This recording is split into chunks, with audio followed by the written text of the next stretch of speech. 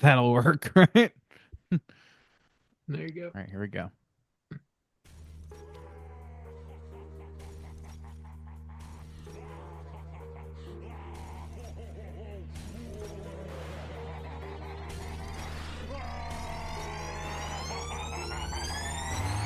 Yeah, we straight chillin', serial killing, pre-cold villains on the mic, got you reeling. 5-star rated from the floor to the ceiling. If you catch a 1-star, no time for feelings. Got a demon DJ on the ones and twos, by the name Beelzebub, so don't get confused. So grab a seat by the fire, roast a marlow or two, and prepare to hear the legend of the straight chillin' crew. What up, nerds? Welcome to another magical episode of Straight Chilling, the weekly horror movie review show where you chill and we kill, slice, dice, and chop up yet another horror movie. My name is Bob. I'll be your host for the evening. This is episode 522, recorded on Sunday, March 30th, 2025. Tonight we're talking about another You Pick the Flick. This is the first one for the second quarter. And this was chosen by none other than Nicole. The movie is Escape from Tomorrow from 2013. Before we get into it, let me introduce everyone else on the show. First up, calling in from Washington, D.C., we got your boy, Rand Diesel. What's up? You didn't say the magic word. What's going on, baby? Please! God damn it! If I'm not mistaken, one of us here has visited the Disney park just this week. Am I correct in that? Yes, I went down. The timing of this is kind of crazy. I went down to meet some of my family. I watched this movie Wednesday night. Thursday morning, I was at the Magic Kingdom seeing some weird shit go down, man. Let me tell you, some real weird shit. Did you jism a tube of paste onto some circuit boards or something? A gentleman never tells, Randy. Okay, good. I like that answer. We'll get to all that goodness in just a second. Last but not least, calling in from Seoul, South Korea, we got your boy Soju. What's up? What up? It's your boy. When you wish upon a star named Soju, your dreams come true, boys. Wow, A what a star roundabout named name Soju? that is. Yeah, a star. When you wish the Soju would star it true. When you star Soju, dreams truth. Dial star 69 Soju, your dreams Oh. come true. That's called going around your elbow to get to your own asshole, I think is what Watch your profanity. some See, folks would say. Soju's a big star, you see. He's famous, he's very popular, and when you wish upon Oh, stretch I the think joke I out. might. I think that if we explain it further, people will think it's funnier. No, So see, let's keep in the going. original song, they're talking about a star in the Oh. sky. But you see, Apologize to Nicole right now. You do it. You do it. Before we get into the main event, we do have some housekeeping we need to tackle real quick here. So, at the time of us recording this, it is almost the end of March, and it looks like we're gonna end up talking about Nightmare on Elm Street 2 in April. whoa, Bob, don't count it too early. You know how those votes can change. I know it's still sitting at the top with 50% of the vote for the April poll chance, so that's probably what's going to happen. However, whenever this episode drops, it's going to be a brand new month, so that means we got a brand new poll over on our Patreon website. Our May poll is currently posted. Randeezy, this is your takeover month. What's going on? That's correct. So, after much back and forth, I finally landed on a theme that I was just going to live with. I even took it to the Slack to get some input there. And where I landed was found footage freaks, which is a subsect of found footage. I'm calling found footage freaks that deals with really fucked up individuals being followed by cameras. The selections being Be My Cat from 2015, Man Bites Dog from 1992, and Milk and Cereal from just this past year, 2024. There you go. Found footage freaks, join and unite. Let's Wasn't go. that Never seen also those your first two. Halloween poll? No, it was a slightly different. It was more just general found footage on that. I was trying to be a little more granular this time. See, you really And, of are course, that did a not one get trick taken. whore, aren't you, Randy? The people want it, baby. It got usurped by gamesmanship instead of merit. I don't recall that. That's I not. bet you don't. I don't remember that happening. Mhm. Randy will find your footage, guaranteed. Get those votes in before It's the in end of his April. DMs. It's not hard to find. People do. I don't even have to look. That shit's sit direct. People slide that footage. he just hasn't opened it yet. That's the problem. The old rusty gutter. This one's labeled the old rusty gutter, Randy. Right to the old Well, let's see what DMs. this one is. Yeah, save that one for a rainy day. Can't find that one yet. Well, I'm gonna go smear some mud on my ass. Oh, that's a different Well, day. that's for every day. That's an everyday situation. Yeah, get those votes in. We'll see what we're talking about this May. And other Patreon news, we're dropping mini cast every other Friday. We just dropped one about Companion last Friday. Your boy Bob is talking about that. Next up, April 11th, Friday, April 11th, is going to be a mini cast about The Gorge, which, Juice, this is one of yours, I believe. It is. This one is a new horror action film. Actually, it's got a lot of things going on, kind of sci-fi a little bit and drama. But yeah, it's got Shaboy, what is that guy's name? Miles Teller and Anya Taylor-Joy, I believe, is in The that. girl. Yeah, Yeah. she's in there Slay too. Gorge. And Sigourney Weaver's in that too. There's a lot of people. Actually, that's like the only three people. There's a lot. Those There's three. so many. I named them all. I can count to three, guys. You see, the Good for star represents stardom. Jesus. Jeez. This is a good bit. And We see, got I'm it. the most popular on the podcast. Therefore, I'm gonna the throw up. star. I'm gonna puke on my mic. Yeah, we got minicast.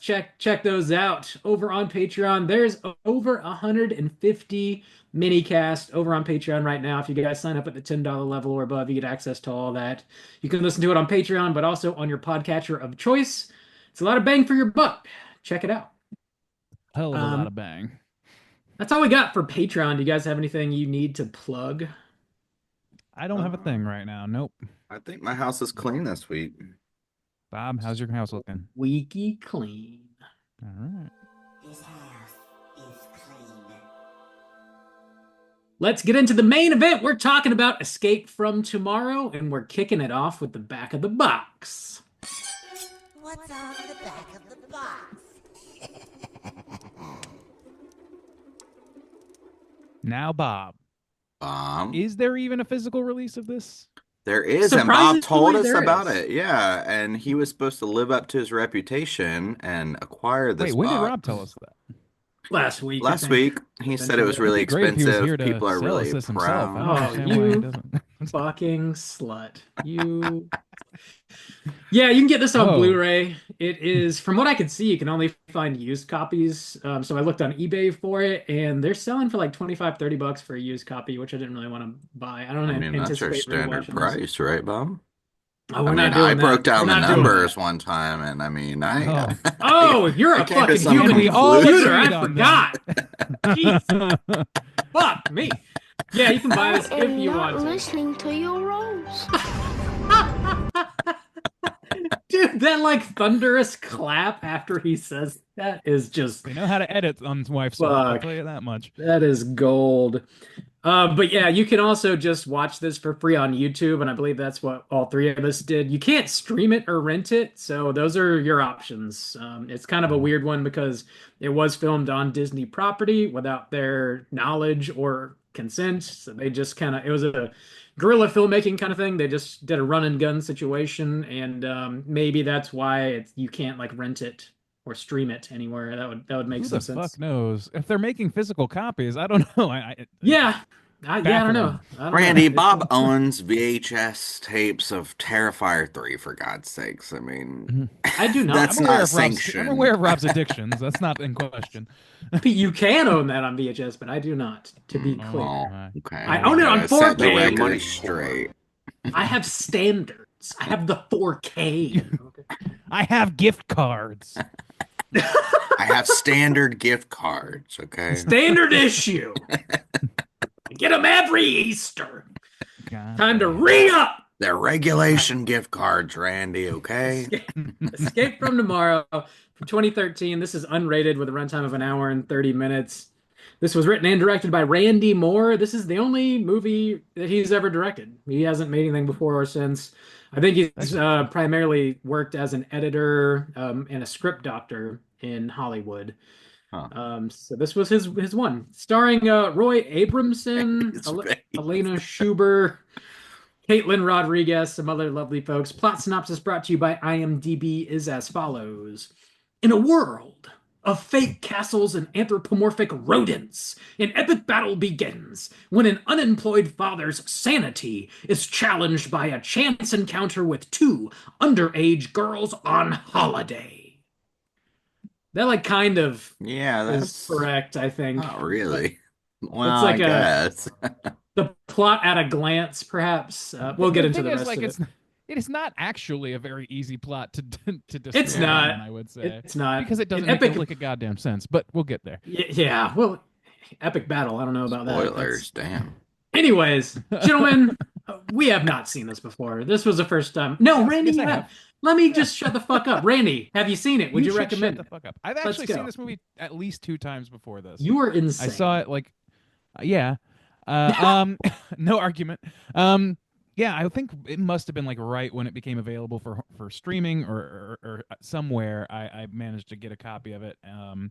Like very, very soon after it was released widely. And What a brag. Damn. yeah, and I was very interested. I was just very intrigued by the concept. Yeah, I'm a little bit of a theme park dork. Like I can get down on that stuff. Nut, you try to might distance say. A myself. nut, yeah. I'm- A theme you nut. might say a nut. I would, in the context of this film, I'd rather not say a nut. But, yeah, no, I was interested because I'm like, yeah, HR I'm just Randy, interested yeah. in the theme park stuff. I went to Disney growing up a lot. I'm like maybe one, DNA strand away from being a Disney adult weirdo, and so I was interested. And then I watched it a second time, and yeah, my feelings toward it have morphed over time. Let's just say that. All Are right. you? Are we doing recommendations? Not a recommend. If you're interested in Okay. theme park shit, it's recommended, but otherwise, no. All right, Juice, what about you? I had never seen this movie before, and I would not particularly recommend it. But the thing is, you see, in Korea, I'm kind of a big deal. So in the English language, Oh. we say star sometimes. My God. Your favorite puzzle! Bob, would you recommend people check this out?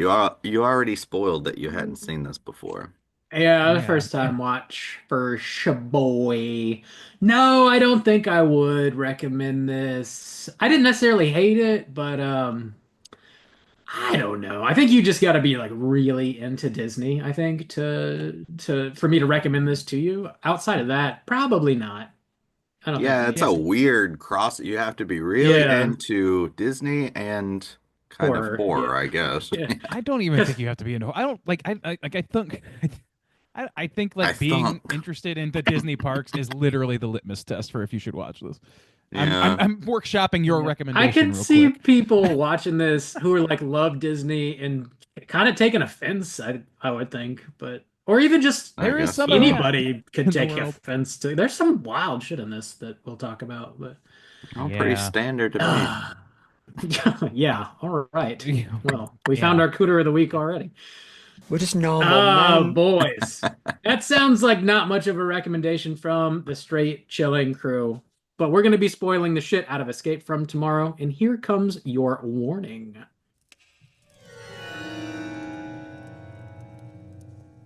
Spoiler warning.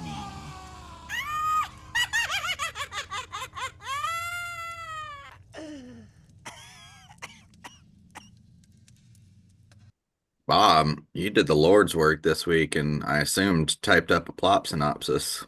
God I help you. did. I did. Well, go ahead and I'll pay full attention this week because this one's got to be tough. It wasn't the easiest plot synopsis to type up. I 'cause believe that. That's Some of these very- scenes, you're like, what the fuck is actually happening? Okay, Mm. here we go. On the last day of family vacation at Disney World, your boy Jim White gets fired for an Jim unknown White. reason. Yeah. Mr. Jim keeps it to Whiteman. himself.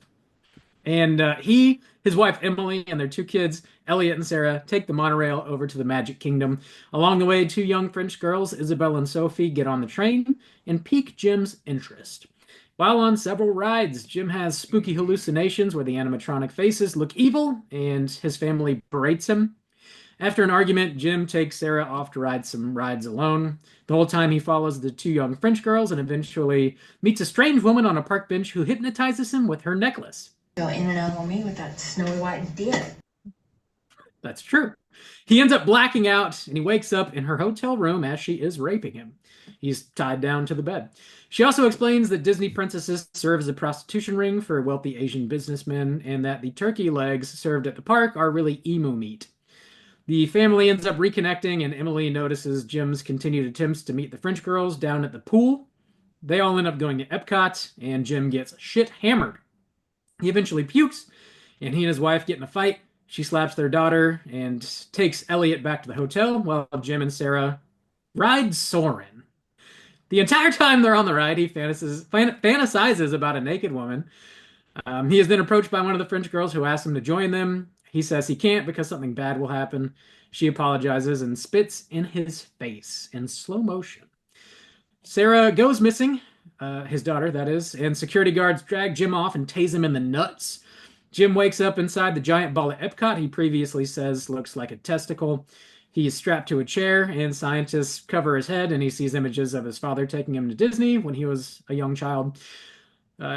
He explains Jim has been a part of an experiment by the Siemens Corporation, and he has been ever since his father first brought him to Disney.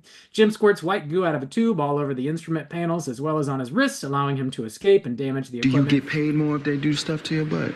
I think you do in this situation. He also decapitates the scientist, revealing him to be a robot. He can't find Sarah, and a fancy boat takes him over to a hotel where he enters a room belonging to the woman that he previously raped him. Turns out she took Sarah and is now in a full-blown witch garb.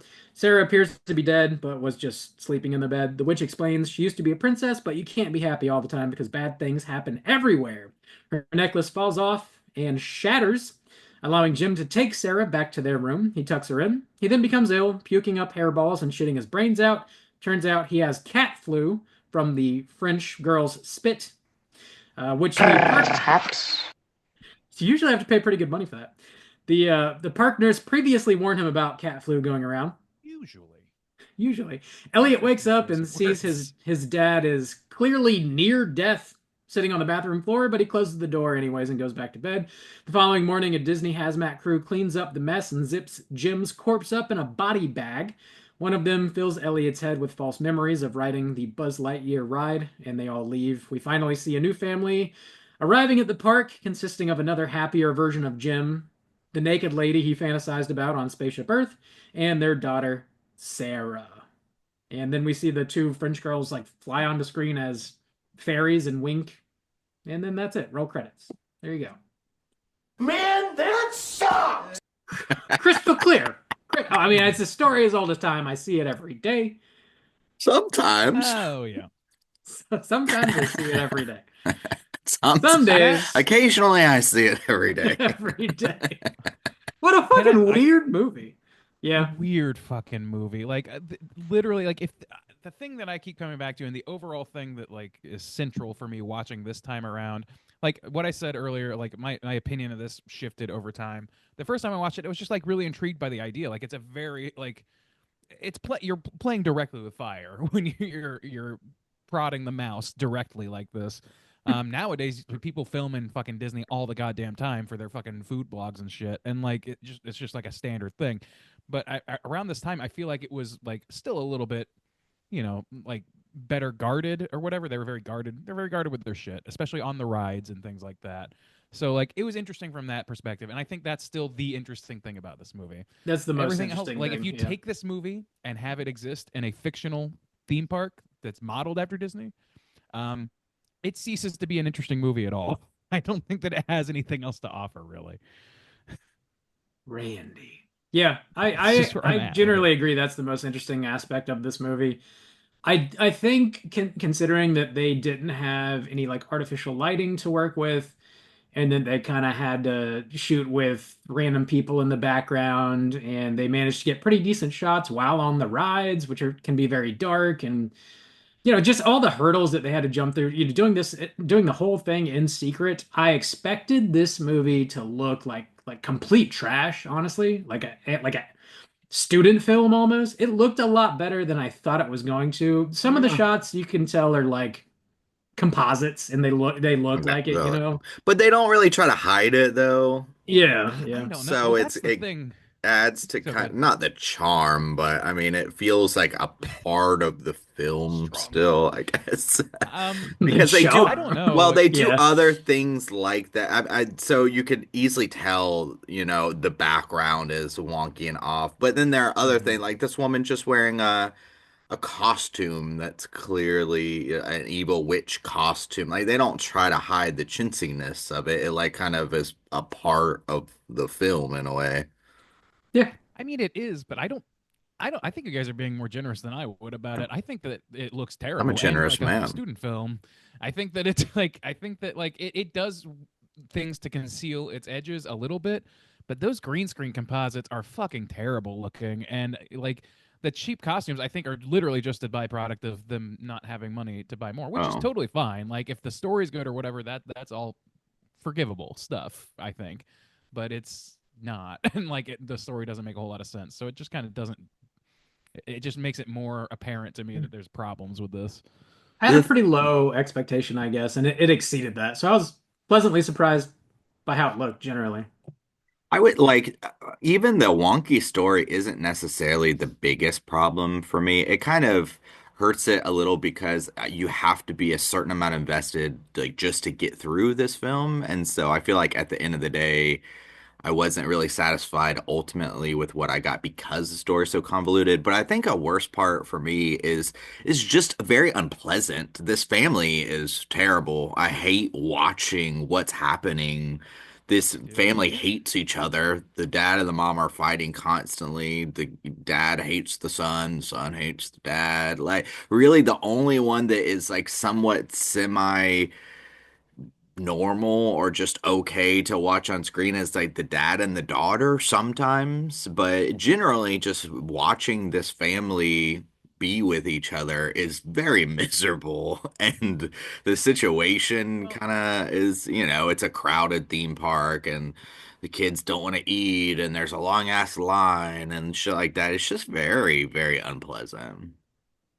I mean, I think there's a precedent for that being like an aspect of the movie because if you go to Disney for any amount of time, or really any busy theme park, but especially Disney, that is how every family looks to you because everybody is like sweating out of their assholes forever, waiting in lines for hours to take a 3 minute ride. Uh, Kids are cranky and being kept past their nap times and all this shit because they have to make good time. Like everybody's pushing themselves to their physical limits in order to pursue fun, and it doesn't We're always work out having that way. I would say fun. that like I have seen so many parents yell at their kids and kids throw pitch fits at Disney just like it's just like part of the set dressing. So I can Yeah, understand to some degree having the family be like at each other's throats or whatever. Like that's a perfectly reasonable internal conflict. The problem for Yeah. me is that our point of view character, Jim, is maybe aside from the girl from Dashcam, the least likable protagonist I've ever seen on film. Like it's fucking hard to watch this motherfucker for fucking 2 hours, well, an hour and a He's half. he's pretty fucking pathetic. I mean, well, the movie starts with him getting fired, and he decides to keep that to himself. So he's like, he's like tortured by He's going keeping through that something for sure. secret, and yeah, he's going through something. But like, I think it's pretty obvious that he didn't have a very good relationship with his wife going into the trip, probably. So yeah, watching him it's very cringe, and just he's like. Dude, when he's following those fucking children around, it's like it's Yeah, fucking gross, man. it's I Like very will fucking gross. I will say And it that's was. like 60, like 2/3 of the movie is it's a him doing that. chunk, yeah. Yeah. I will say though, it was quite effective. I don't know if I've ever had this be so quite effective. You have a movie about people having midlife crisis and like, people cheating on their wives and sleeping with women that are much younger than them and stuff. So that's, it's a common thing that you see come up a lot. But I will say one thing this movie did is something about them standing next to each other. Like before she spits on him, like when she walks up to him and it's supposed to kind of be like, oh, his dream or whatever. And she's got the Yeah. braces and she looks so young. It like made me kind of nauseous. Them Yeah. together, like staying next together, I was like, oh my God. Like that was not even the scenes where they're like in the pool or anything. I don't know, something about them standing next to each other and you could see her braces and she looks so young. I was like, this is so It fucked Like was she should be up. asking for fucking like money for the arcade or something like Yeah, that. It does not. It's it very was a fucking relief uncomfortable. when which she's like, "Yeah, come, you should come with us." I was so relieved when he was like, "Nah, I can't." And I was like, "Oh, thank God, he made the right choice." Like I wasn't sure. I didn't think it was gonna go Dude, that way. ugh, it was he's already gross. put his dick in Strange that day, and about as strange as it gets, I should say. Uh, Oof. I don't think yeah, that was his choice. To be fair, in that I, situation, I think. yeah. I mean, within the logic of the movie, maybe, but the logic of the movie falls apart constantly. So I have a hard time like buying into him being seduced or whatever. And like the, I think that it's fair to say, based on what we saw, that it presents it as a rape, yes, and I that he's think he like was hypnotized by her magically necklace. I think. hypnotized, right? Yeah. Yeah. Yeah. But like, I don't know, man. The ground level like internal logic of this movie is inconsistent as hell. So I just have a hard time with that even. Yeah. Like, It it it it doesn't definitely fit plays right. with like the fairy tale idea because yeah, like there seems to be an evil witch in this. And then Hmm. there's the princesses, and they talk about that a little bit. And then there's also like a bunch of Disney like folklore, I guess. Some of it is true, some Yeah. of it is definitely not. Like and it bakes a lot of that sort of nerdy knowledge into it too. Most of it I was unfamiliar with. So I think the more you know about Disney, the more you're gonna get out of this. Like I think that's true. the emu meat is like an urban legend because the turkey Right. legs are so impossibly huge. The cat flu thing, I tried to do some research on this to like verify if this is true or not, and from what I can find on the internet, it is true. I guess they have like legions of cats at the parks They that they do. use to Yeah. keep the To kill the mice Well, they rodents, have a lot of yeah. under feral cats control. at the park. Yes. Yeah. So the cat flu thing is like another urban But they legend. don't show any of those cats. No, no, Yeah. I didn't Yeah, see any that when I probably was would have been there. better. Yeah, because I didn't Yeah. really If they could get have set it that. up somehow as like, oh, Yeah, I okay, guess so that the might be cats are hard transmissing things, but the though. people are just transmissing things, and this is pre-COVID stuff, so like, I don't know, Yeah. Uh, has a little bit of like weirdness to it about that, like in like mm. in looking at The it now after all that. But it's kind of interesting though, like those being Disney urban legends. I do find that yeah, more fascinating about like the turkey, like because they are huge. Like, why are they so they huge? are. And I The like thing them about that, pausing those sorry, go ahead. questions. But yeah, I didn't get the cat flu thing. I didn't know about that. It's like it's more like the background of this movie is more interesting to me than the In the actual movie primary itself. plot. Absolutely, Yeah. Yeah, there's the absolutely. she talks about the witch towards the end, talks about decapitations, which that's another urban I legend. know that one, yeah. Somebody did die on I think Space Mountain, Thunder. Oh, Thunder Mountain. Yeah, yeah, I in think it is. Yeah. Yeah, 2003. Hmm. But they weren't decapitated. And then the it was a heart Siemens thing, right? I Lounge. think. Yeah, yeah, yeah. And then Hmm. the Siemens Lounge in the Big Ball, the Spaceship Earth, Hmm. that was a lounge owned by the Siemens Corporation for whatever reason, and it's not in use anymore. So like I don't know, I guess there Yeah, like potentially every weird shit ride going on in there. Epcot is sponsored by some sort of big concern of some kind. Like that's not Yeah. uncommon. Siemens And did that, but Nicole, she sent me an article about this. Apparently, the Contemporary, which is the hotel they stay at on property, when he's like looking over the Mhm. balcony, apparently there's been several suicides at that location. No So shit. him looking over the balcony, I think, is a nod to some of that stuff. So See, like, that's yeah, cool. Yeah. the idea of like bad stuff happens everywhere, especially here, which is like a line the witch says. Like it's interesting to contemplate those things when you're talking about quote the most magical place on earth, because like Yeah. it is a facade. The park presents a facade, the movies present this facade, and like the juxtaposition of those two like things is really interesting. I think this movie's trying to tap into that to varying levels I have of thoughts. success.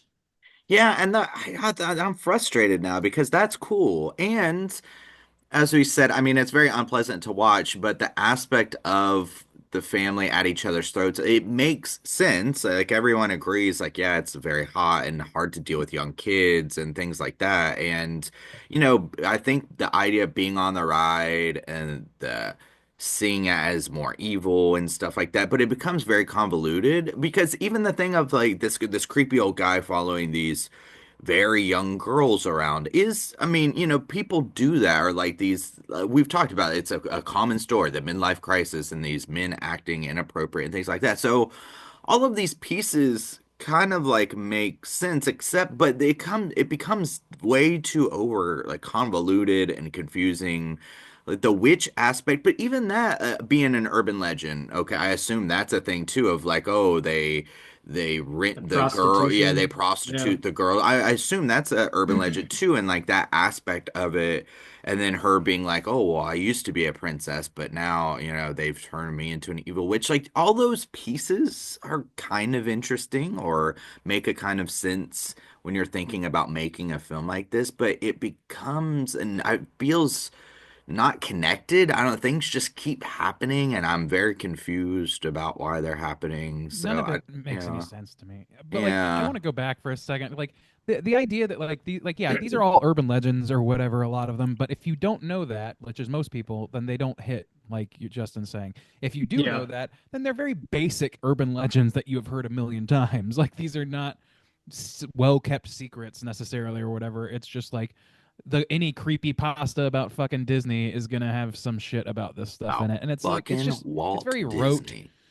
and it's just Yeah. like I don't know. It just seems very like it feels like this was written by a 13-year-old uh on their breaks at Hot Topic. You know what I'm saying? Like, Why are 13-year-olds working on okay, that yeah, no, that's topic? 16. Yeah, let's say 16. It's in Florida, so we don't know.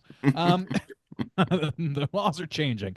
Um, but It's a hard life yeah, for I don't know. Like Goss in Florida, it just I'll tell feels you like that. edgelord shit to me. Like oh my god, the princesses are sexual in nature. Oh my god, I can't believe you could say bad things happen everywhere. What? Like nobody's under this delusion. Like it's I don't know. It just Well, I think kids there's could be, and I think it is sort of trying to get at but the this is false not a kids movie. expectations that. Oh, I know, but It's I not. think it's highlighting the false expectations that Disney and the movies and the media they put out set up for folks that and were exposed to it at a very young age. And I think I'm trying to make this make sense. Like the whole like him being taken to Disney as a child by his dad and he becomes part of the experiment and like his attraction to these young girls and he's basically a man child in this movie. And like I wonder like if he was like locked in that moment in time, like the first time his dad took him to Disney or something, and he just like never his brain never developed beyond that. And like that's why he's acting the way he is and as a child and he's like following these young girls around as if is still that age himself. I was like trying to make it all make some kind of sense here. That's a hell of a leap, in my Yeah, it opinion. I is. Yeah. don't Yeah, think I you're could putting in get a lot of there. work there, I Bob. But yes. I see. That's the thing. I think not about I think him following the girls around is because he's a sad middle-aged man who is unhappy with his kids and unhappy with his wife, and he lost his job, Dirty bird. and he's pathetic. And so that's Yeah. that's the basis of that. But there are other I agree. aspects. I do think there is this idea of like these memories of when you were a kid and it was happy, but then you come back in as adult and it's completely miserable and there is no magic and the magic is completely stripped away and what is left is not just even normal things of like, oh, it's a costume, but it's dirty. They're prostitutes or they're, this corporation and they're greedy and they're hiding sickness and these kind of things. So I mean, it makes a kind of logical sense, but I mean, just like at the end, what the fuck is the end? Like, why does he come back as a different person? Could anybody explain to me why he I comes back as a different person? maybe No. he's a robot now or you could see it as like he if he was stuck in this like Arrested Development kind of thing and he's searching for Fairy Tale Princess is happily ever after or whatever. When he's on the ride the whole time, his dream girl. He's seeing this naked woman on the rocket ship Earth, whatever the fucking ride is. I don't remember what it's called. He's like fantasizing about this Soarin'. naked woman. No, it's the one in the ball. Is that called Soren? I don't know. No, Anyway, no, no. I'm sorry. Yeah, I'm sorry. Go ahead. he's like, I don't know, reached he's found his happily ever after with his like dream girl and his perfect family, and they're checking into Disney again. But the thing is, he's either like a reanimated corpse zombie man, or he's just a full-blown robot now. It's like, I think that's what I'm trying to get out of it, is like it's trying to, I don't know, the happily ever after is a fake ending that you're The never thing is, gonna. like, none of those observations, the idea that, oh, this giant corporation geared towards kids might have actually has adults running it who have problems and might be not good people. Like, it's the most basic observation you can possibly fucking make. It's just no different. Like, it's no more Get him, deep Randy. than the Poonaverse. Like, this is fucking Winnie the Pooh, Blood and the Honey, but made a few years prior with a little bit more like gusto because they filmed it on property at Disney. That is literally the only thing that gives it legitimacy to me. Everything else is just like the most, like, these observations. Of course, shit from when you were a kid isn't squeaky clean when you're an adult. That's why they make all these fucking, like, it's just fucking, oh, Willy Wonka's actually secretly dark. Like, these are observations that you make when you're fucking 14 years old, and this movie feels like that to me. It just sucks. It just sucks. Put that on the box. Just Randy straight chilling. Randy It's Diesel very straight chilling. frustrating because it's like it offers nothing else to me. Like, you can try and piece these things together, whatever. As far as the ending goes, I give up. I have no will to even try to parse why there's a second version of Jim, why he's married to some woman that we've only ever seen topless on a ride that he imagined. Like, none of this fucking makes sense. Why even bother? Like, I don't think it adds anything for me to try and conjure up a reason for that to exist. Yeah, that's fair. I think there was a lot of comedy in this that I wasn't really anticipating either. I didn't find it particularly scary in any way, but Jim, as pitiful as he is in throughout the entirety of this movie, him getting tased in the balls, him like squirting the white goo everywhere, like shitting his brains out on the toilet, all that was pretty funny. When Of course, the the fucking shit. the You witch liked it when he dropping shit his the pants? I Rob? did like that. Did The- you laugh? I did. Did you go, The "Oh, witch oh, oh, dropping the "you found my hidden Mickey" line. I got a chuckle out of that. The dude on the scooter. The couple Oh, times he God. shows I up, thought I that thought he was pretty fucked, funny. man. I Oh, did you? not. Yeah, I just thought it was You fucking thought it was mean spirited as fucked? shit. Oh. Yeah. Fucked. Eh. Like, I don't. Yeah. I just Well, like- thought I thought it was another unpleasant thing because those people yeah, it really is. exist and they really kind of suck. I'm not just the people ride scooters suck, but I mean just the whole situation feels authentic because that shit happens like all the time. I Like don't think every that person. I don't know. Like, that person didn't do anything. They just kind of were around for the most part. What did Yeah. they do exactly besides Nothing. just be somebody to look down upon? And I just felt like that's so shitty. Oh, I didn't find myself looking down upon it. I thought he was like there to be, I don't know, just a weirdo in a park. I don't know. But his voice, primarily, whatever accent he was putting on, is what I was mostly getting a chuckle out of.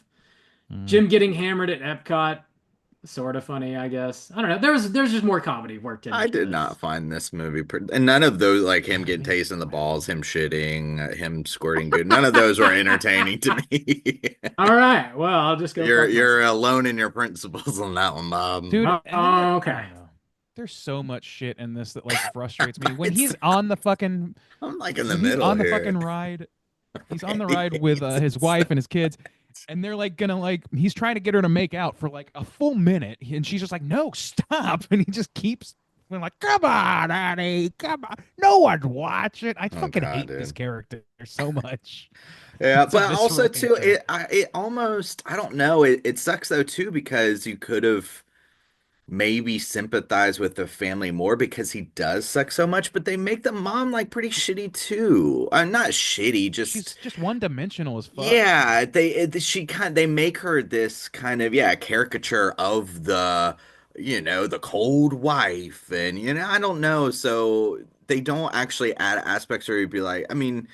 she is understandable because this dude's such a piece of shit, but they don't really do anything to pull that out, because she's always just saying no and controlling him and telling him what he can and can't do. But And he's she's just a also a constant fucking nag. man-child. Yeah, she's But just a yeah, constant she kind of nag. has Yeah. to be. I feel like Exactly. there's years of pent up resentment in this Yeah, and couple, and and that's like the most I can evoke from it. he's so shitty about talking about the kid's like, oh yeah, I think mom's beautiful too, or whatever. Like that just was such a terrible Like Emily scene. Dickinson. on that. It just made me hate it was so unpleasant without any purpose. That was the kind of thing. It's like, yeah, I know Disney World kind of sucks. That's why I don't go there. And I know that like these things happen. That's why I don't have kids. Or just like everything it's showing me is like, yeah, I know this is unpleasant. I don't want to keep watching.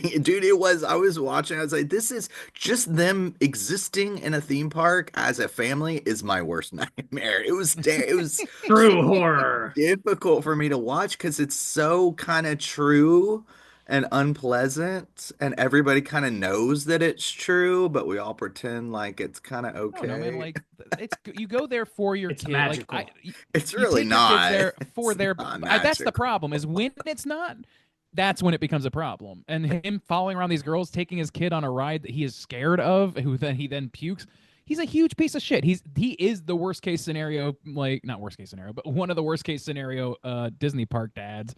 And it's like, I don't know, but there are completely fairness. Like I went to Disney as a kid. My parents, like I'm sure they sweated a lot or whatever, maybe got bickery or whatever. Out of but their I just assholes remember just having forever. a great time. What?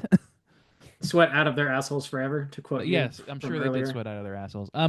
But it's just like there's a way. Like the thing that you do as a parent when you take a kid to Disney is to take the kid to Disney, and there's a lot of people that just don't do that. They just go there, and their kids are are an excuse for them to be there to live out their fantasies, and that's something that I would be interested to see them comment on. But they're not interested in that.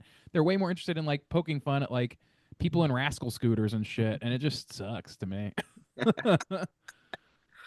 True horror. Put that on the box. Justin from Straight Chilling. True horror. My worst nightmare. My worst nightmare. Soju straight chilling.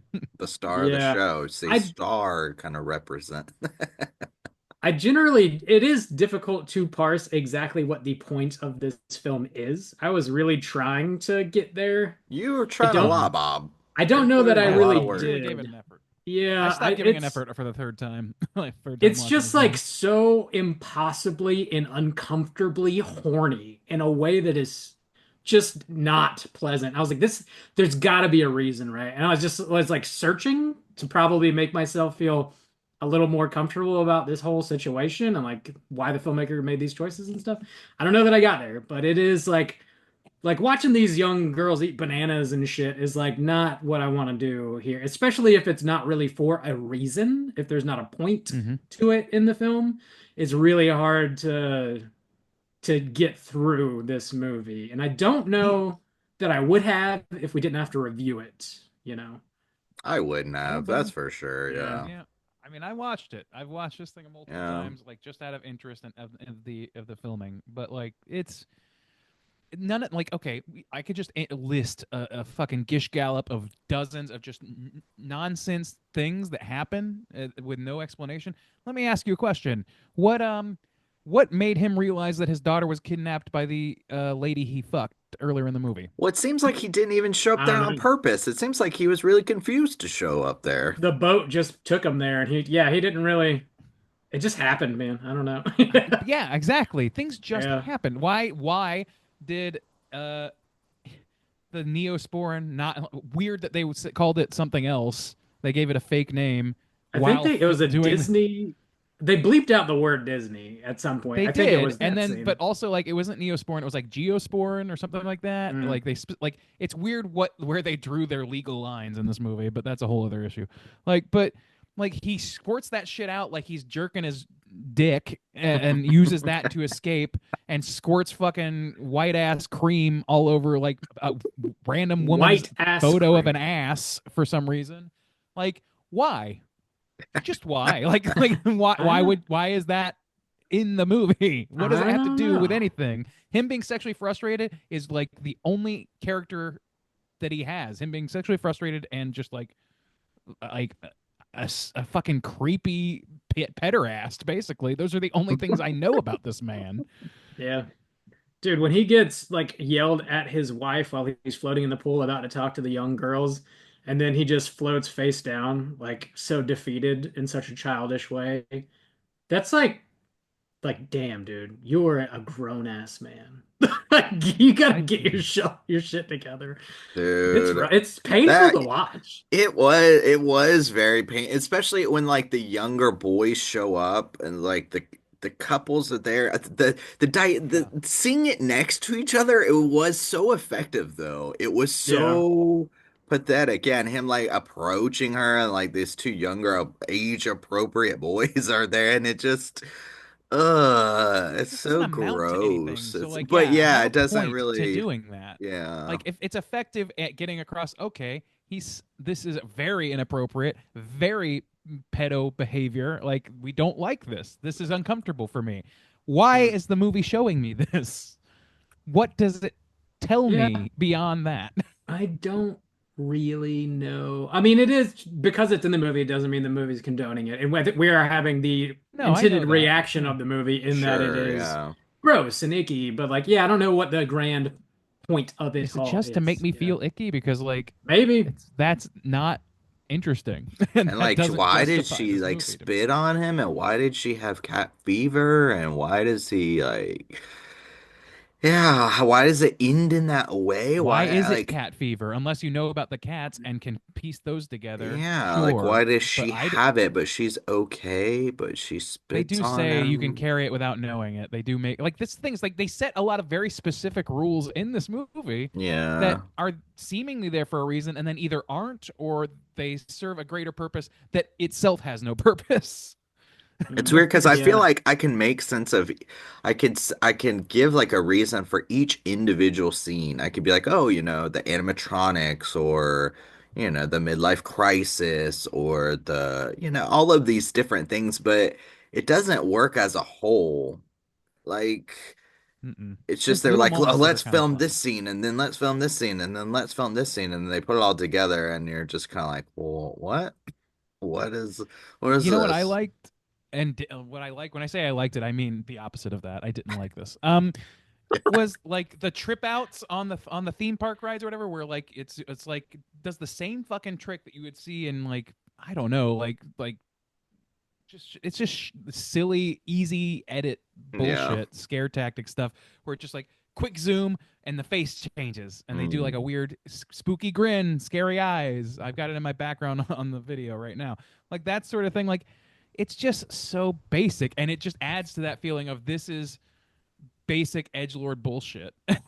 Damn.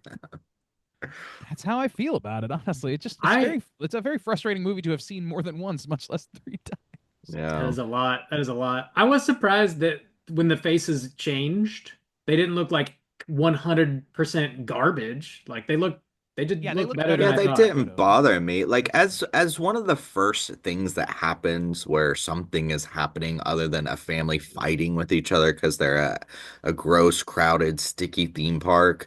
I was fine with it. It didn't bother me. I didn't think, oh, this is edgelord bullshit. I just thought, oh, something's gonna have fucking happen now. And it didn't. Like, it did, but Yeah. not really to any effect. But no consistent, where it's setting up this spookiness, this people are changing. Because then even the mom starts to experience it later too, and she see like that felt like a missed opportunity too, where she finally starts to find Yeah, some what common ground with the dad, where she's like, something's going on here, something, but they never come together and overcome their thing, and like the I it felt almost like The Simpsons. The beginning kind of felt like they were setting up when the Simpsons go to Itchy and Scratchy Land, where they all go off on their own and start to mm-hmm. have individual problems, and in the end, they come together because they realize that the theme park is this, sinister thing for some reason, and they fight to escape it. I thought something like that was going to happen because it felt like those pieces were put into place. And instead, what I got was just more confusing pieces that never really amounted to any fulfilling conclusion. Like, none of the characters got any good resolution. Nothing like ever good happened, but nothing ever like clear happened either. It just more confusing things just kept popping up on screen, and I just felt like in the end I was very unsatisfied. Yeah, I'm with you on 5 stars. Is there any other major points you guys do want to touch on before we rate this thing? Man, there's just so No. much about this movie that I could No. complain about. So let's just close it out. Okay, let's do it. Juice, you were kind of wrapping up already. Anyways, you want to kick us off out of 5? How do you feel? Yeah, sure. I don't know.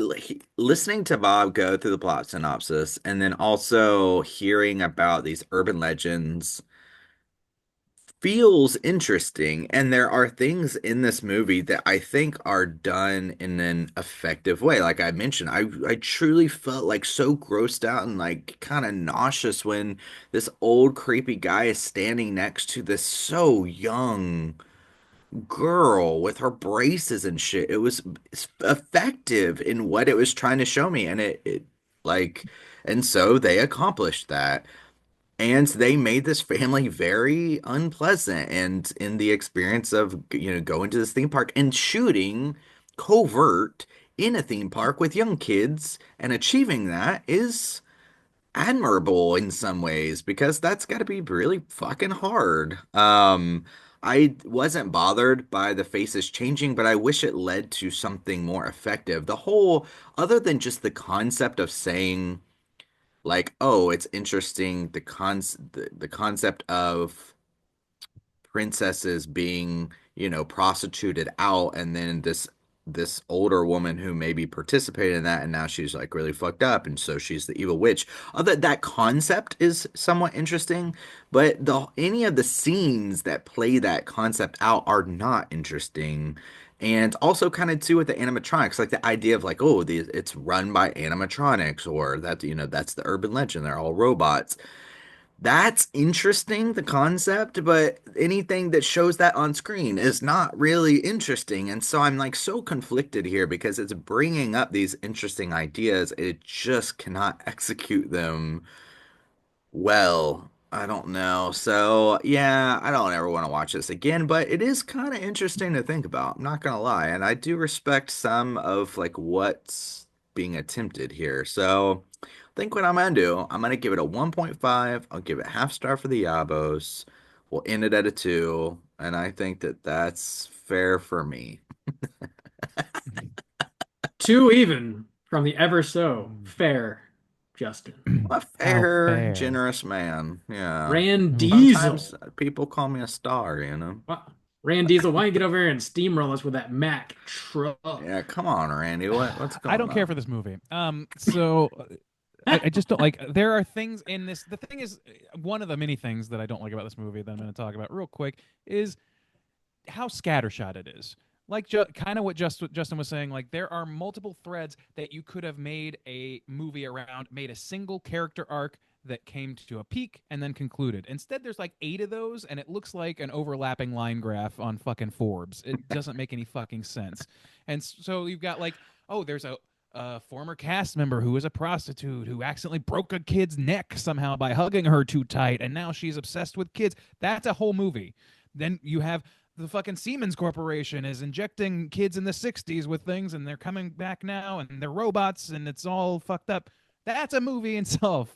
Then there's a pederast, unfulfilled middle-aged man chasing after little girls for some reason, and eventually, like, shit pops off there. That's something you could make a movie around. They try and do all of that shit.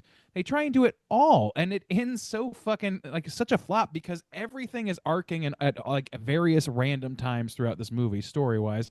And if you like interrogate any of them individually or especially together, they don't fit together. These pieces just don't fucking fit together. The only thing they have in common is Disney, which is the compelling part of the movie, is that it's filmed there. And like I recognize things. Literally, that's it. I don't get anything else out of it. The rest of it feels edgelordy and overstuffed for 90 minutes. To feel overstuffed like this with too many hanging plot threads that don't make sense is not good. I think that a lot of the effects are better than they could be, but the ones that don't work, especially like the green screening and all that stuff, really fucking don't work, and they were frustrating for me to see, especially this time. Um, yeah, I just don't like this movie, man. It sits in my craw weird. I think that it's kind of mean spirited, and it doesn't have anything particularly interesting to say that hasn't been said by other movies. The only thing it brings to the table that those movies don't, about like, things are bad, things happen even when the PR companies say, like, those are well documented, well established themes in other media that are just done better. The only feather in its cap is the renegade shooting style, which I do give them a lot of credit for. I also give credit to Disney for just letting it die on the vine instead of going after them legally. They could have easily destroyed these people. I give them a little bit of credit for just like, it was probably the smartest PR move on their part to just let it die. But it also is just like, people are going to criticize you. That's whatever. Like, just let it be. And that, like, they're not going to destroy somebody's whole fucking life for making us mess of a movie. So I appreciate that too. Anyway, so all that said, I actually think it is like a 1.5. I think that those few positives I mentioned, very few, like bump it past a 1 just a little bit. I have a little affinity for it because I like, seeing what I recognize, and like, yeah, I know that trope or that urban legend, all that stuff. But everything else about this movie is just very frustrating and grating for me. It was hard for me to get through it for a third time. Yeah. That's it for me. Bob, what about you? Yeah, I'm maybe ever so slightly warmer on this than y'all, but not by much. So I was pleasantly surprised by the general look and like technical merits of the movie. I expected it to look much, much worse given how they made the movie. I also think it's a really interesting idea of for, like, to like go into Disney and just shoot a movie and see what you can put together. And considering the difficulties therein, I think they really made a just generally a better movie than I thought they would. There's like the plot goes in so many different ways that I never would have expected, which maybe to the detriment of the film. I anticipated this to be like way more of a mood piece with like a lot of lingering shots on like crying children and like lights just swirling in the darkness and like fireworks and just more moody and less plot, because how difficult would it be to shoot a bunch of dialogue at a fucking theme park, right? But they do it. There's a ton of dialogue, there's a ton of plot. So I'm just like kind of impressed at what they were able to pull off here. I don't know that it really comes together in the end to mean a whole lot. It's really difficult to pull the point out of this movie. Um, Looking into the folkloric aspects of Disney, like the parks and everything, and how they worked all that stuff into the movie, I think is really interesting. And I think Disney heads are probably going to get something out of that as well. It's not a great experience to watch because of like the just nasty nature of a lot of the stuff that's happening in the movie. Nasty nature. But I don't know. I'll land it at a 2.25. 2.25 out of 5. Always got to one up me, Mom. Gotta do it. Gotta do it. The opening credits I thought were pretty sick when they're riding the roller coaster, and like every time they go into a tunnel, then you get like names or whatever. I thought that was a nice touch. Anyway, there's some good choices here, technically, but the plot is just kind of a mess, and I don't know what it means. So 2.25 is going to put our aggregate at a 1.9. Whenever you guys do pick a movie for us to review on the show, you have the option to send over a voicemail or an email with your own thoughts and rating. And Nicole did send over a voicemail, so let's hear what she has to say. Hey fellas, Nicole here. Thank you so much for checking out Escape from Tomorrow. What a weird movie, right? I have been fascinated by this movie ever since I first heard about its existence. As everyone has already learned, I'm a Disney nerd. I love Disney. And obviously, I'm a horror fan. So the combo of Disney World and horror, it's like a perfect recipe for me. And then the fact that this movie was filmed, clandestinely is also just another layer that makes it really intriguing to me. I have always loved dark Disney, both the actual darker Disney movies that were put out Something Wicked This Way Comes and Return to Oz, all those kind of things, but also the creepy pasta Disney stories, the abandoned Disney lore, the urban legends that are associated with Disney, the deaths that have happened on property. All of that stuff has always been really morbidly fascinating to me. So the fact that someone made a film and wrapped all those things together just really excited me. This movie is such a novelty. It's hard to believe that it exists. And I have to say that, of course, I think this movie has a lot of technical shortcomings. It's inconsistent at times. The acting is not always the best. There's some obvious, like, weird green screen stuff going on.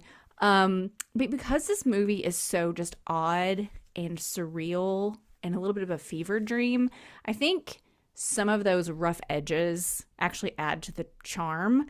Plus, like I said, technically, it's amazing this movie exists, I think, because it's like hard to get a good photo of your family in front of the castle, much less shots for a feature film on the down low. So that's just really impressive to me. I think this movie probably could have been a 1 hour short and maybe have been more effective. The first kind of half hour, I think, is really slow when we're just sort of following the family around the park. There's not a lot of plot going on. But again, I admire the big swing of making it a feature-length story. A couple of other things I think are cool is we get sort of a Halloween 3 robot moment when the sort of evil scientist in the Epcot geosphere loses his head. And I also love all of the shots at the end where it's just showing the parks just empty spaces with no people in them. It's a little unsettling touch because, I mean, anytime you go to Disney, almost anytime you go to Disney, there are people everywhere. So if you've ever been in the park and you have gotten to ever see crowded spaces just empty, there's something very eerie about that. And again, this movie just captures those little moments very well. Anyway, I think ultimately this movie is a really fun experiment. I understand it's not for everyone. I think this could be a really difficult movie for some people. So anyway, again, thank you so much for taking the time to watch this strange little film and going on this dark Disney journey with me. And until next time, remember that bad things happen everywhere and stay spooky. Oh, almost forgot. 3.5 out of 5. Bye. Whoa. Very Nice. generous. Nice.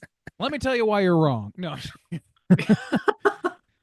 No, I mean, I think it's fair. Like, as an experiment, I do give this movie credit too. I think that's completely fair to say. Like, I don't know. There are some things about it that are admirable. I think Nicole pinpointed a lot of them, and I'm not nearly as willing to sand off the edges as she is. So. Yeah. I think there is a lot of intrigue here for people that are particularly interested in Disney already, as Nicole is.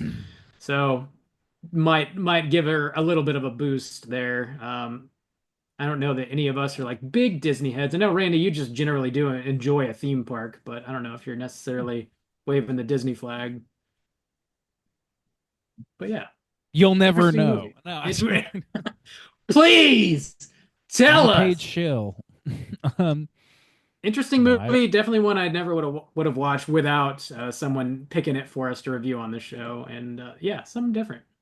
Talking about dark Disney in more ways than one tonight. So let's jump into our Rotten Tomatoes Nicole. segment. Thank you, Nicole. Thank you for Nicole. supporting us. Thank you for always, quite literally, always supporting us. We do appreciate it. Mm-hmm. Let's jump over into our Rotten Tomatoes segment, see what the critics and users think about this movie's title. Okay, I'll have to look that up.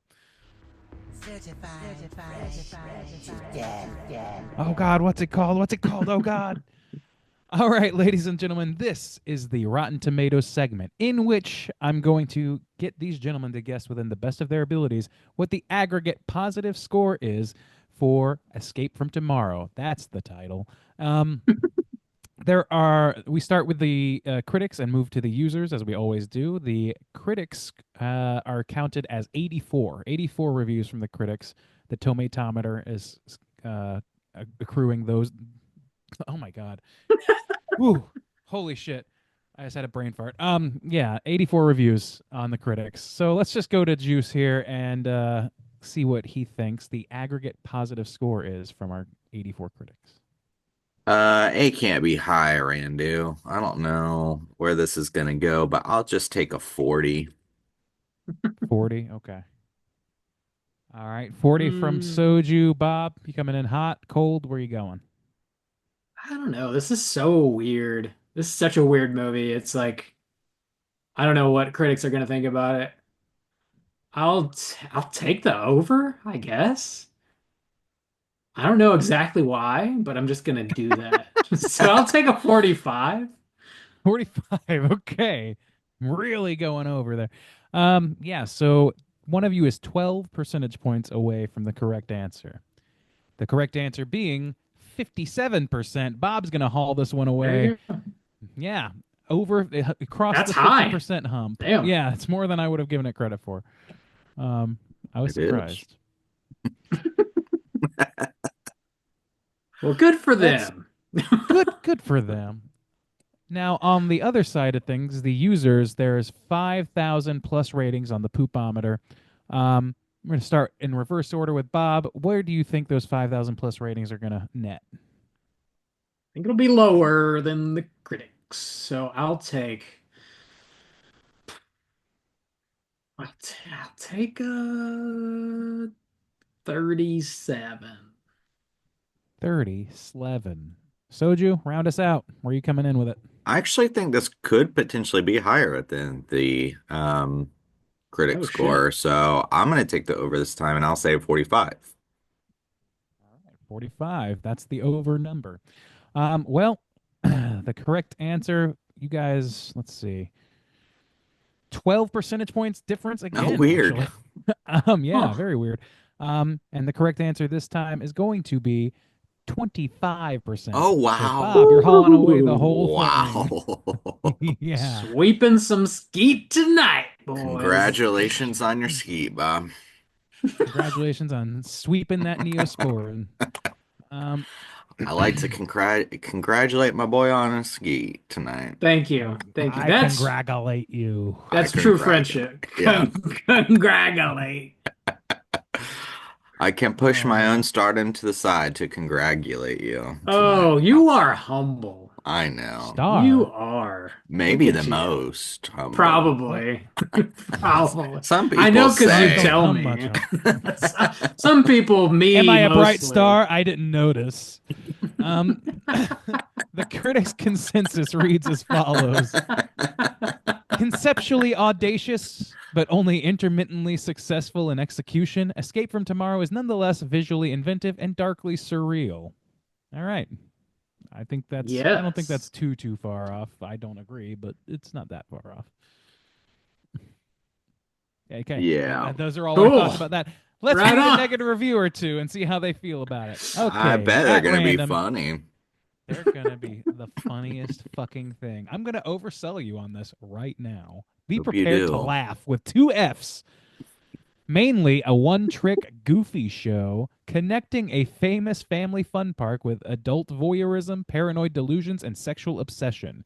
There's a tedium to Jim's sex obsession, some Freudian 101 symbolism, and the shrewishness of Jim's wife is too much. Sure. Not far off. Yeah. All right, one more. All right, this one you're gonna laugh. You're gonna laugh the asshole off your body. It's falling off. Damn. So, I need that thing. rather than in-depth satire on Disney Or and tossing. its effects on modern That's culture, only a Escape from reason. Tomorrow. Escape from Tomorrow offers a series of pot shots. I just think that's completely accurate, actually. Randy, you wrote that, didn't you? Oh, this I guy's wrote really that. onto something. I write for Gay City News now, so that's the publication that is from. Yeah, no, I want to uh, write for Gay City News. I want to write a theme song for Gay City News. It's right for it. Gay City News. Yeah, okay, we're done. That's it. For They're Rotten in the Tomatoes. old Hey, Bob. news. From the 40s. They're gay, not old, Randy. That's how it God. works, baby. You know, it's a throwback. We love a throwback, don't we? Is this Smooth Criminal all of a sudden? Yeah. I wrote this song for you guys. You'll There's your love new it. theme song. You'll love it. I wrote this. It came straight from the dome. You know. Daily News, are you okay? Are you okay? Are you okay? I'm Randy. There you Are go. you all gay? Are you all gay? Are you all gay? Daily News. Gay City Are News. you Damn. okay? City. Sorry, Gay You gotta City get the News. city in there. Daily News. Gaily. I agree with your assessment of this film. Thank you for your contribution. Bob, how's that trivia looking? Hey, we got some trivia. Let's do it. It's totally time for trivia. Window Annie, apartment. Bob, Window get copywritten. Apartment. Window. Oh, Annie, In a you're in the window apartment. apartment. Don't and now copyright you're in me. the window, and now you're Apartment okay, Annie. and everything's Ricky Rouse and okay. Ronald Muck. In the window. And now you're okay, Randy. That's how the song From the goes, window. right? Randy, are you Annie. okay? From the window to the wall, Annie. So the I sweat just- dropped down my Annie. You're okay. Okay. I love Yeah, that that's a Great song. song. You're at I a know, theme man. park, sweating out your asshole forever. Are you Annie. okay, Randy? Yep. Yeah, this is set. The movie was set in Walt Disney World, but it's really an amalgamation of both theme parks, the one in California and in Orlando. Oh. There you go. All right. A few years after the release of the movie, the Disney theme parks allegedly did come under fire for prostitution occurring in the parks and around the resort hotels. Had nothing to do with the company or like the princesses or anything like that, which the movie gets into. But apparently that was something happening, which I assume the movie. People were trafficking there? Damn. I guess so. Trafficking Yeah. at Fuck. Disney? Yeah, I On guess. the property, maybe. Like they've got big property outside of the park proper. so Sure, Yeah, it's a maybe, small like, the city. more Seems Yeah. like a really dumb place to do it though, because Disney has their own kind of like authorities and security. Seem like you would not traffic at Disney, but whatever. Unless you're you gonna know. get cat fever. I'm no traffic specialist, so what do I know? Yeah, sure. Keep telling Sounds yourself that, like buddy. it. Okay. I'm just a star. What do I know about What do I trafficking? know? Diddy, shut it down. Damn. Not that big of a star, Randy, okay? I mean, Oh. Burn the lube. I'm humble, Sam. Could you imagine the size of the fire if they burned the lube? Be big. Does the lube Uh, burn? What is happening? Only the good stuff. We're making about as much sense as the movie at this point. This film was not the first shot to be filmed at Disneyland. It was predated by a movie called The Big Sleaze in 2010.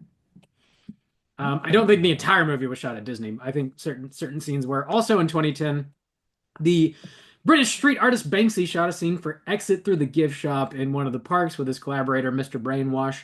They managed to smuggle the footage out after being detained and questioned by park security.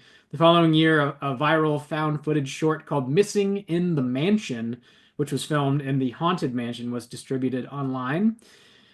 And Cool. even earlier than that, in 1984, a shot-on-video crime film called Blonde Death includes scenes shot at Disney without their permission. So there's a bunch of instances of this happening, Man, actually. I had no idea about any of those, to be honest. They're all around the same time, though. 2010, 2013. Well, one of those said the 80s, 1984. Oh, the yeah, first I one. mean, that's pretty close. Oh, yeah. That's pretty close. That's pretty close. Yeah, pretty close. The reference to Base 21 in the film refers to the real and little known VIP lounge located inside the Spaceship Earth attraction, which was maintained by the Siemens Corporation for their folks, apparently, which, the Siemens Corporation, I guess, is maybe why he jizzes all over it. The movie feels about God, that deep. I don't That get is it. about that. It's fucking puddle deep, isn't it? Uh-huh. After principal photography was complete, your boy Rand Diesel Moore was so determined to keep the film a secret from Disney that he edited it in South Korea. Editor, are you okay? He went to South Korea. Okay. You put it together. Sundance similarly declined to discuss the film in detail before it was shown. It has been called the ultimate guerrilla film. There you go. Ultimate? It's All right, ultimate. whatever. I guess, whatever. Your boy Pretty Rand Diesel cool. Moore. This is the last bit I have here. Randy Moore, he attended a couple film schools, including Full Sail University and another one in a Central Florida town of Winter Park.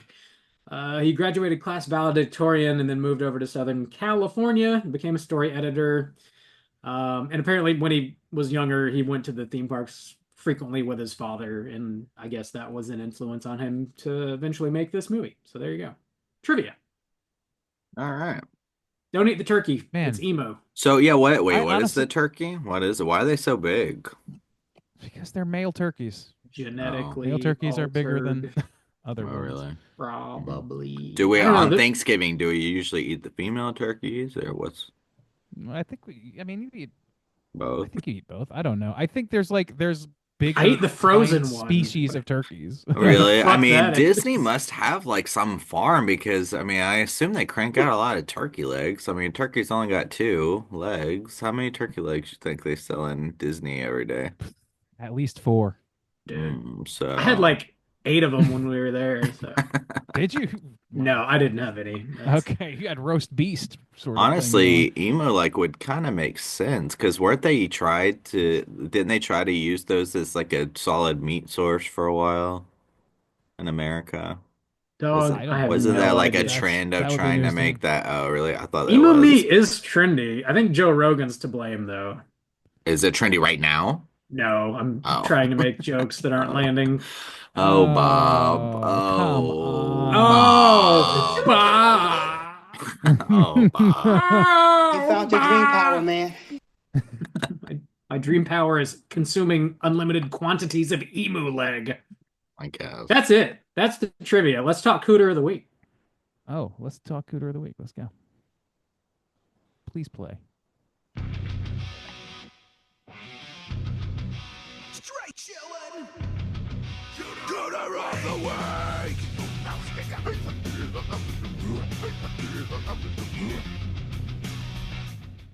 Juice, what is a cooter and why do we hunt them? Oh, Bob. Cooter is a character type, not a straight chillin'. Exclusive. Cooter has to hit 3 of these 5 points to be considered a cooter, but we want the cooter with the most points. The 5 points of cooterdom are sexual deviancy, manipulation, smug arrogance, overall looking attire, and overall patheticness. Boys, we do not have to hunt for long, do we? Jim. Yeah, Jim. it's Shaboy. He might have a sweep this week. Jim White. He Yeah. might, dude. Might have a sweep. So, sexual deviancy, Christ. Oh my Yeah. gosh. Yes. Check number 1. and check. Uh-huh. Overall patheticness, Oh my Ooh. God. Mm, Yes. That man. Fuck. is he more deviant or Mhm. pathetic? It's hard to tell. Well, they're hand in hand in unlovable hand. I would have to go pathetic because when push comes to shove, he does say, like, sorry, I can't go with you. You're a child, essentially. But damn. Fair enough. I guess. But- fucking following these kids I around, know. following It's children not- around. It's not okay. Yeah, It's no, not it's fucking not okay. okay, Annie. It's not. Fucking not okay. Let's go on record here. And it's not Just- okay. It's not okay. It's Annie. not okay. Jim Whiteman. Jill. It's not okay, Jim White. What? A valiant effort to stretch Jim into 2 syllables. Jim. Jim. Jim. Hi, Jim. Jim. My name's That's my Jim. friend GM. That's my name. My buddy GM. Jim. GM. I follow kids around. He's not a close friend. It's not a close friend. You GM. can't close your mouth, Jim. GM. You gotta kind of wiggle it. Uncut Jim, they call him. Jim. This is our best show yet. I just got This Probably. is nonsense. This makes so much We've been This makes hot in the equivalent sense to the 500s, movie. really. That's where, we're just soaring to higher highs each I time. wonder if recording more podcast episodes makes you more susceptible to Alzheimer's at a young age, because I think we're there. I think Dan. so. I think I so. think we're there. Oh, my lord. Okay, back to Early Jim onset. Whiteman. Smug Whiteman. arrogance. I don't think he's very Smug. smug, actually. He's too damn I pathetic. think he's too pathetic. Yeah, he's Smug. like, I don't know. I don't know. Yeah, I don't see smugness, honestly. He's too pathetic. He is kind of smug, especially, okay, when we're talking about some of the situations where, like with the scooter person, or Yeah, that's true. yeah, I think there are moments smug towards the of everyday people. smug, yeah, smug, but also too, I mean, there's this kind of smugness, the way he talks about his wife too, like, oh yeah, she's beautiful for Emily Dickinson. I don't know, that's like For what a Emily Dickinson. what a pompous like kind of thing to say, So I don't know. There's some kind of arrogance there sometimes. Maybe. All right. Well, we can give him a low cap. I mean, I'm not going to push back too hard. That's fine. Yeah. Yeah, I'm but not. I'm not sticking I'm up for going, this. I want the fucker. sweep here. I want to go for the sweep. I'm not going out on a limb for Shaboy Giamatti. GM. Hey, how about looking at Tyre? I would say He's a cat GM boy at the end. GM throughout the like most of the movie is like standard dad attire, but GM at the end is wearing that fucking fedora, which just makes the pederast claims all the more damning. He does yeah. buy a fez. He does. He does my by the God. Bez. And then he He gtes does. shit hammered and pukes at Epcot, Yeah, which just is a to rite go of against passage. his wife. Oh, I'm gonna show you. See, that's kind of smug too, right? Question: have Yeah. you puked at Epcot, Rob? No, I've never done the Oh, drink in okay. around the world thing before. But I to be fair, I almost did, but it's because of that rocket ship ride. I did like the Oh. hardcore version of it, and I got off, and I was ill for the rest of the day. Like Oh, I couldn't no. do anything. That Mission There's a Space? hardcore version. Yeah, yeah. There's two There's versions. like one that was too intense, so they had to Soften it. soften it and create like a softer version, and that's what most Yeah, people. the know, I think. G-force is stepped down, and there's like the full G-force version, and I was like, yeah, I'll do the full intensity, whatever. And dude, I was like ill for the A whole. lot of people have that reaction. I wasn't bothered by that one, but like a lot of people fucking are. That Don't one's, recommend it. Wow. Not recommend. Also, if you're claustrophobic, it will be your worst nightmare.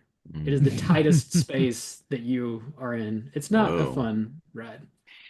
I don't know about this tight space. At Disney. What are we doing? What else? So his attire is. I think we got him. smug, I think we arrogant, got him sexual all. deviance. I think there's a point we're missing here, isn't it? Manipulation? Can we do manipulation. Manipulation. He kind of manipulates his Yes. kid, right? Yes, exactly. Yeah. His kid he makes his kid ride a ride that he's afraid of, So that he can follow. and then it causes his kid to puke so he can follow children that he's sexually attracted to.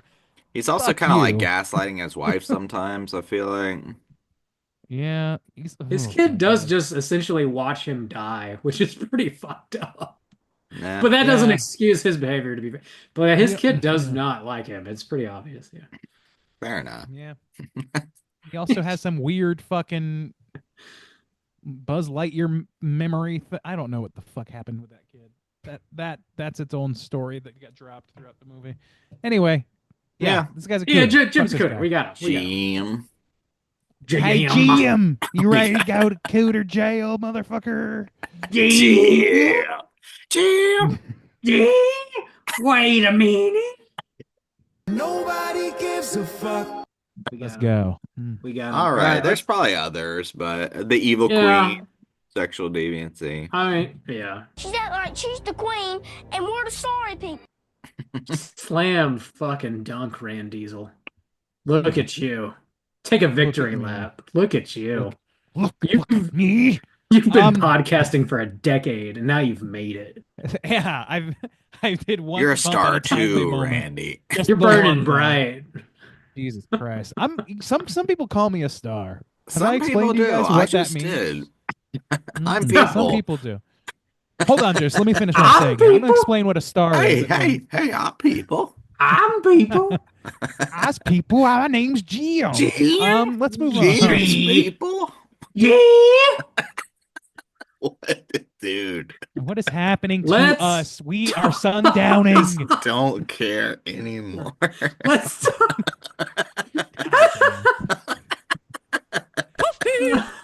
let's talk about what we've been watching this week.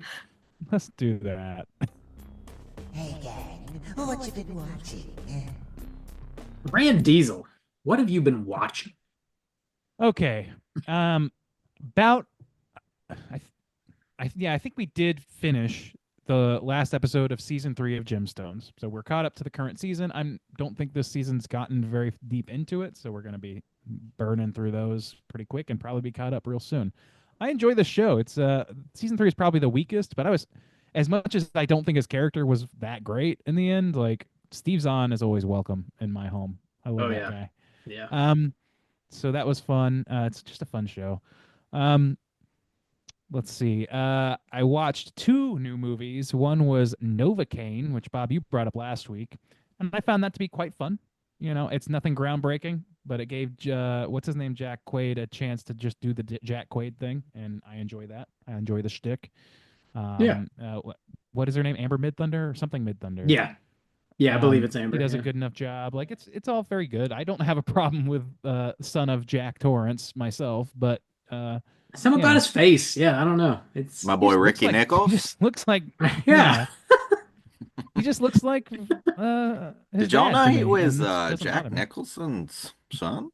Yeah, somebody said that. Somebody I don't did say know it. who said Hold that. on. There's some interference. Somebody was just saying something on our line. Juice, hold on. Let's get this third random person out of here. I think it's my boy G. GM? Is that ye? Yee. Ye? Yee. Is that cheat, Jam? Anyway, what the fuck's happening? Anyway, yeah, Novocaine. Told you, we fun just don't time. care Action anymore. comedy. The Woman in the Yard. I saw that.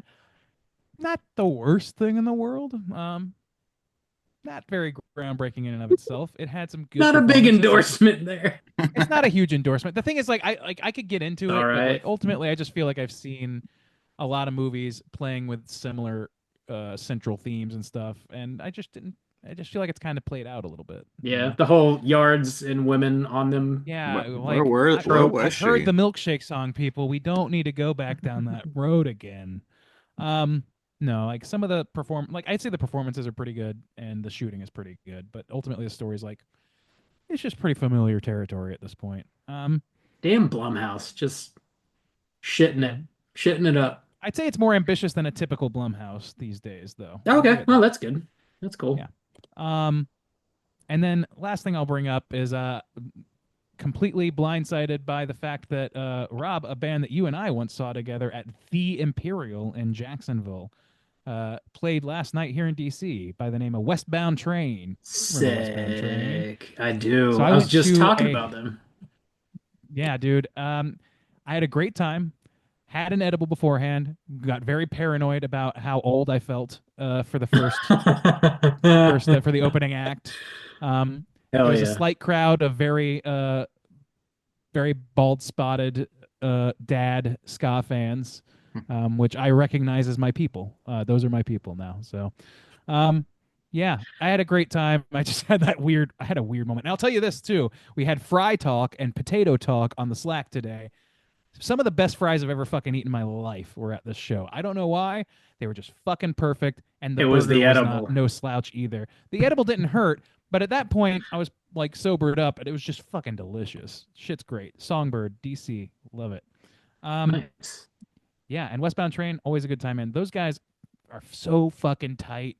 And like really all the bands were really, really like well rehearsed, extremely accomplished musicians individually. Like everybody got their chance to wail on their instrument, and it was fucking impressive to me. And fun. So love those guys.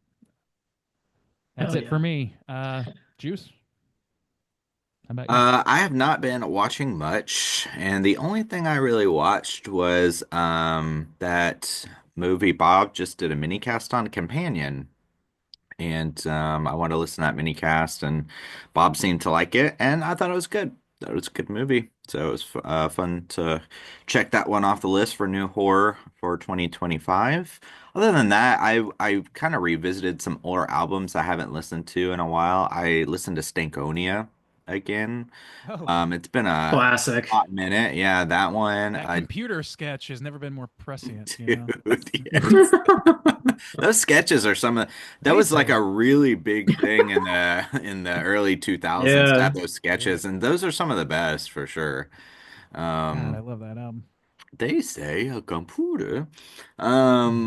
That one, Demon Days. I listened to Demon Days. Hell yeah. Ooh, interesting. Yeah, it had been a while since I listened to that, and I feel like those are the only ones stick out in my mind. So yeah, The Gorillas. yeah, it was fun to revisit. They say a computer can do my job better than I could damn do it.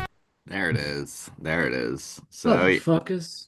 yeah, both of those albums had songs on there that I like completely forgot existed, but were nice to rediscover. So yeah, both classic albums. Recommend. Other than that, I got nothing. Bob, what you been watching? Well, I went to Disney for a couple days this week, and it's been a while since I've been there. We did the Haunted Mansion ride, which it's been so long since I'd gone on that, and I forgot how extremely fun that ride really is. Had a great time. It's so fun. It is. It really all the ghost designs, like the shadowy figure playing the organ, the giant dining table with hundreds of I don't know how many there are. It seems like there's hundreds, but I don't know, it's just very well put together. And if you're ever in Disney, definitely check it out. 999, as I recall. There's room for one more. That was a lot of fun. And then we went over to the Animal Kingdom, and I did the Yeti ride, The old Escape rusty from gutter. Everest, the old rusty gutter ride, the Escape from Everest, whatever it is. That coaster they have, which is a lot of fun, and the queue when you go through it, there's all these like fake Bigfoot sightings, like newspaper clippings, and they've got the feet prints and like all these mangled remains that they found on the mountain from the Yeti just tearing through shit. And it's like so much fun to just walk through and like read that stuff and look at the pictures and the ride is badass too. Yes, come with me. It's all really nice. Had a good time. Also, I revisited The Batmang. I hadn't watched that in quite a while, and I just had a random itch to put that on. And that movie holds up. Yeah, Battinson. Wow, that's a Batman. Halloween movie. What are you doing? It is. It is a Halloween movie. Is it? Yeah. I haven't seen it. Yeah, opens up on Halloween night. That's how it starts. Oh, okay. Solid flick. I'm really surprised I like it as much as I do. I think depending on the day, that or the Burton movies would be my favorite Batman. Like I don't know. We'll see how this franchise goes, I guess, or how the sequel goes, but It's a good one. pretty good. I like it. We just wrapped up The Wire season 3 today, and that season, it's been so long since I've watched the show, It's but like that the season, best one, right?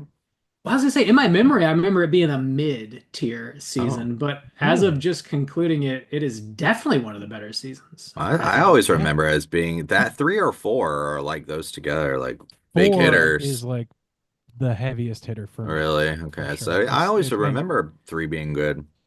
Yeah, I don't know why I was kind of lukewarm on it, but it definitely hit this go Good. around. So good shit. Last thing I have here, I watched a new movie that just hit Shudder on Friday. It's called The Rule of Jenny Penn. And this has John Lithgow, and he's playing this retired dude. He's an old dude in a retirement facility, and he is just going around terrorizing the other people that live there. Like he's a real fucking problem. The movie it was like kind of billed as a psychological horror movie. It's not. I would not describe it that way personally. It's really just this dude terrorizing folks.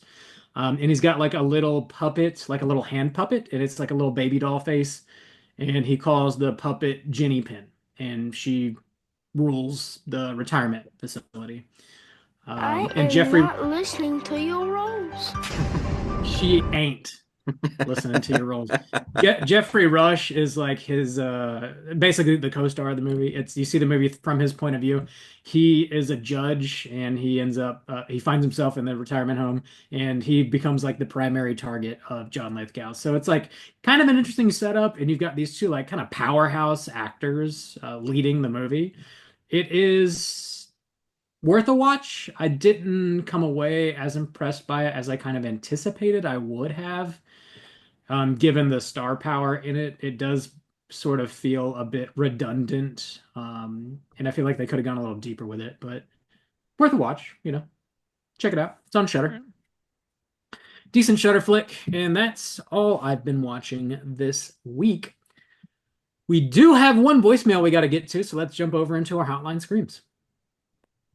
Do that. Hotline scream.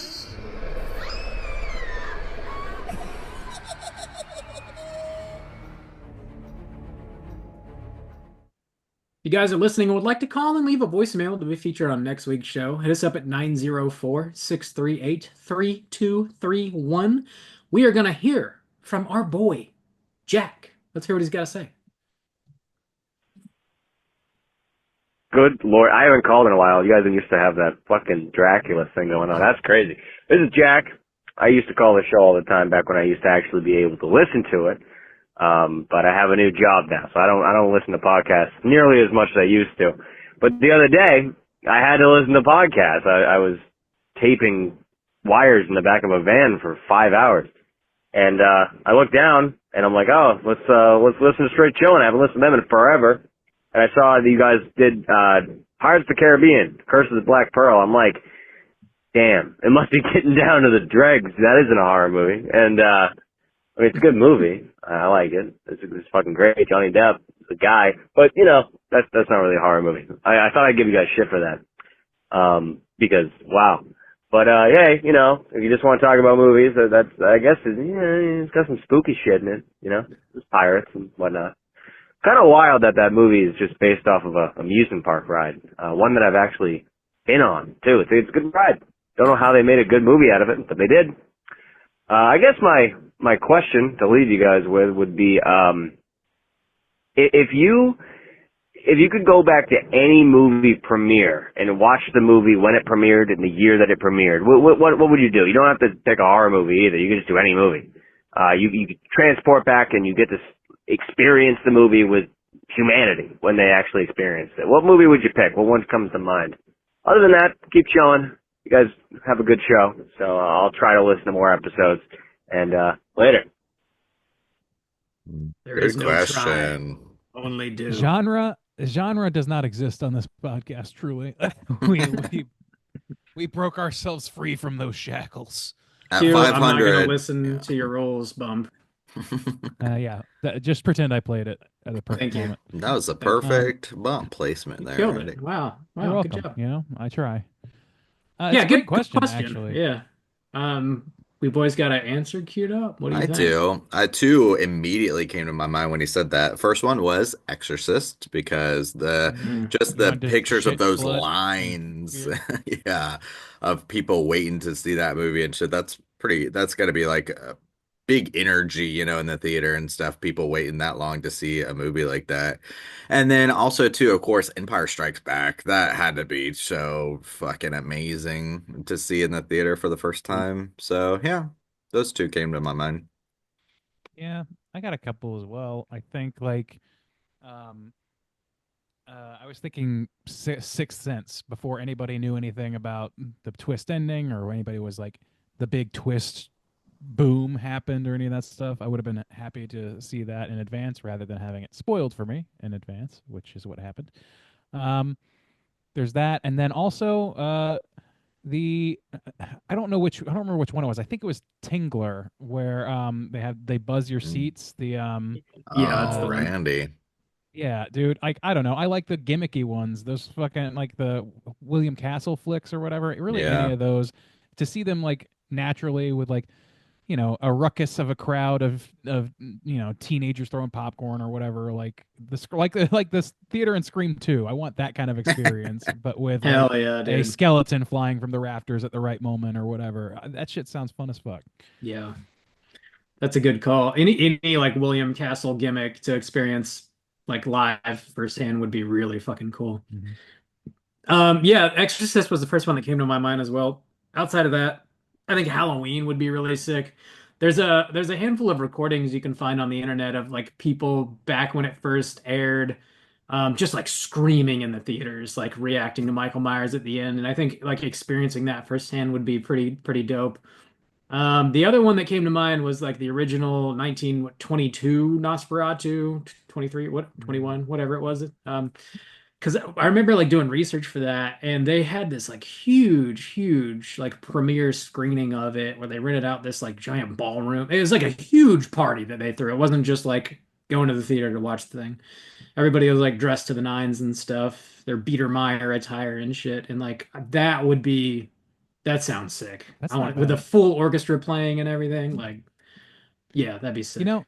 I'm going to add to my list that one footage of a train that everybody screamed because it looked like it was coming right at them back in the 1910s or whatever. I would love to see that. Hell yeah. Yeah. Solid question. I like that, honestly. You should ask us more Jack. questions. We suck at asking questions. Yeah, apparently. I was going to steal Jack's question and say, hey, call in with your answer. What would you like to see the premiere screening? Yeah. Do that, and also call in with a question prepared for us next week so that we can do our work for us. Yeah, please do our work for us. That would be swell. We're already doing bare minimum as it is, but we can go lower. I can do less, trust me. I could find a way. Whoa, Believe. Who are you? Who's this guy that showed up? Whoa. Who's this guy? Bob, come on, it's time for trivia. Well, snap. Excuse me, Mr. Man. Time to get on with it. We got a show to run. Cool. Yeah, thanks for calling, Jack. Again, hit us up at 904-638-3231. If you could go back in time, what movie would you like to be at the premiere of? Let us know. Next week, speaking of being at the premiere of several films, your boy Rand Diesel and myself will be at the New Orleans Overlook Film Festival. Watching some shit. The boys are here to play. We're here to play. And by play, I mean sit on our ass and watch a lot of movies. Oh God, we're gonna just be so sedentary and have the best time. It's gonna be great. It's gonna be so fun, guys. Can't wait. I'm excited for this weekend. I'm gonna carry around my little pocket juice. I'm gonna dial you, and people can say, "Hey, what's up, Mom?" I'm gonna be there. We're sleeping in the same bed. Oh, we are. Rob has a pocket like a kangaroo. You heard it here first. Ass to back of head. That's how the straight chilling crew does it. 96. That's right. I like to smell your broom. Bald spot. God damn. Yeah, we're gonna be out of office next week, hanging out in New Orleans with some of our listeners are actually gonna come hang out too, which will be pretty dope. We're gonna have a bit of a crew. If you guys are gonna be there, keep an eye out, say hello to us. Let's hang out and watch a movie. We are gonna be taking the week off next week. We're not gonna be reviewing a new movie. First time in history in 10 years. We just cut ourselves some slack for the first time. What? In a decade. Yeah, we never miss. We're not going to be releasing a new episode next week, but we are going to have something in our feed dropping on Wednesday for you per usual. And we're going to be releasing something that we put out a couple years ago on Patreon. It's a Patreon exclusive. It's not a mini cast though.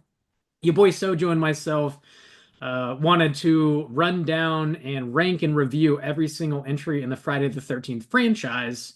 And that's been on Patreon, and now we're going to go ahead and drop that in the main feed for you to listen. They haven't released a new one since, so they have not. There was not. We're not missing. Too perfect. We're current. Yeah, we can't rest. This is the real art. Is this ranking list? We can't infringe upon that by throwing things into flux. It's true. We won't fuck it up. We won't do it. You can't fuck up our podcast, Friday the 13th, folks.